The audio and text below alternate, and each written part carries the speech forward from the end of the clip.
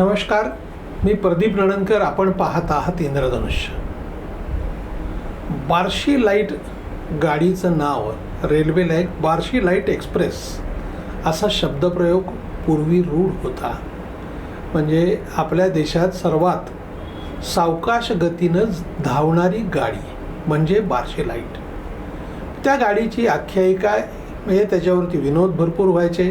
पु ल देशपांडेंनी देखील त्यांच्या लिखाणामध्ये या गाडीचा उल्लेख केला आहे. ती लातूरवरनं बार्शीपर्यंत जाणारी म्हणजे कुर्डुवाडीपर्यंत जाणारी ती गाडी होती. असं सांगायचं की काय झालं, गाडी थांबली, म्हैस आडवी आली म्हणून गाडी थांबली. पुन्हा थोड्या वेळाने पुन्हा गाडी थांबली, काय झालं, मगाचीच म्हैस पुन्हा पुढे आली. असा विनोद त्या बार्शी लाईट एक्सप्रेसबद्दल होता. आता ब्रॉडगेज झाली आहे, बार्शी लाईट इतिहास जमा झाली. पण त्याचा संदर्भ सध्याचं महाराष्ट्रातलं जे सरकार आहे त्याच्याशी आहे. बघा, म्हणजे प्रचंड बहुमताने निवडून दिलं, 288 पैकी 237. त्यानंतर मुख्यमंत्री कोण हे ठरवण्यासाठीचा वेळ. मुख्यमंत्री उपमुख्यमंत्री 2 ठरले, मंत्रिमंडळ ठरवायला पुन्हा वेळ. आणि आता मंत्रिमंडळ ठरल्यानंतर पालकमंत्रीपद कोणाला द्यायचं हे ठरवायला पुन्हा वेळ. आता पालकमंत्रीपद जाहीर झालं. जाहीर झालेल्या पालकमंत्र्यांपैकी 2 जिल्ह्याच्या पालकमंत्रीपदाला स्थगिती देण्यात आली आहे. आणि म्हणून मी जे उदाहरण दिलं ते बार्शी लाईट एक्सप्रेसचं, ते याच्यासाठी.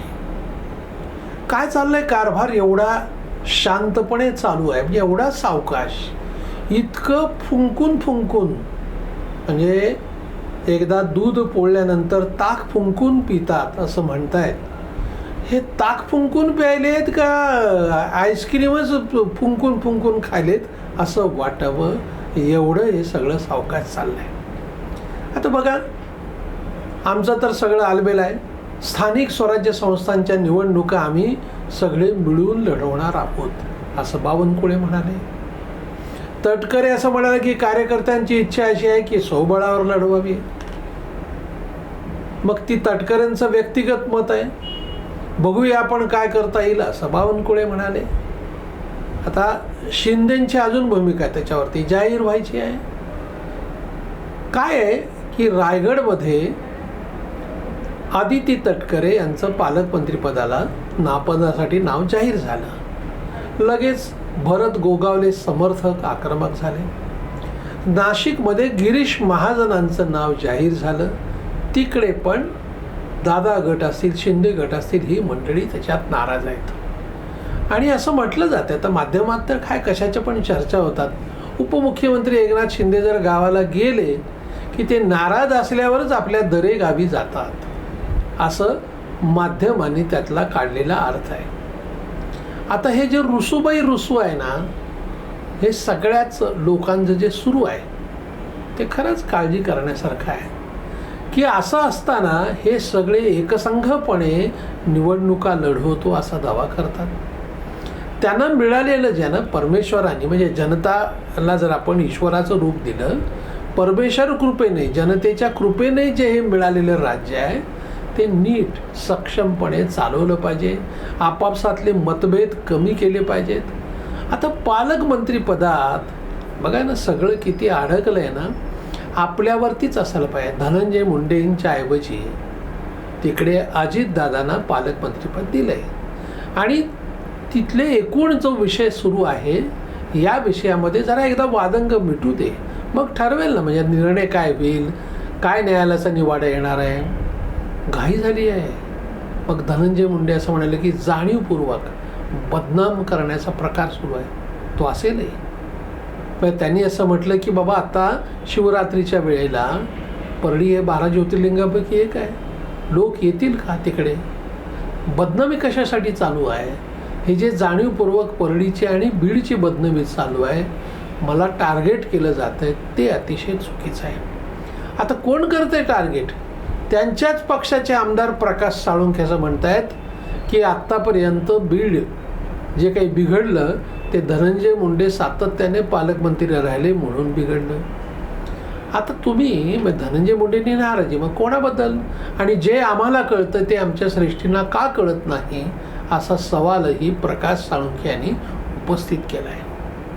आता धनंजय मुंडे हे प्रकाश साळुंखेचं नाव घेऊन बोलले नाहीत. त्यांचं म्हणणं सगळेच जण हे करतात, दस भाजपचे आहेत ते बोलायला लागलेत. कोण काय करतंय काय कळत नाही आहे. प्रत्येकाचा एक वेगळा अजेंडा आहे. प्रकाश आंबेडकरांचं म्हणणं आहे की मराठवाड्यामध्ये ओबीसी आणि मराठा ह्या जातीय द्वेष निर्माण होते, ध्रुवीकरण होते, हे चांगलं नाही आहे. मुख्यमंत्र्यांनी ह्यामध्ये लक्ष घातलं पाहिजे. मी मुख्यमंत्र्यांना पण भेटणार आहे. ते ठीक आहे, भेटतील, या विषयात बोलतील, पण एकूण हे जे काही चालू आहे ना पालकमंत्री पदावरनं वाद. आता बघा 26 जानेवारी तोंडावर आली आणि 2 जिल्ह्याच्या पालकमंत्र्याला स्थगिती मिळाली. आता ती स्थगिती किती दिवस राहील माहिती नाही. तिथं कोणीतरी जाऊन झेंडावंदन करेल, प्रश्न सुटणार आहेत का सगळे. आता काय मार्च एंड आला आणि पालकमंत्र्यांच्या मुळेच या सगळ्या बाबी रुकलेल्या असतात.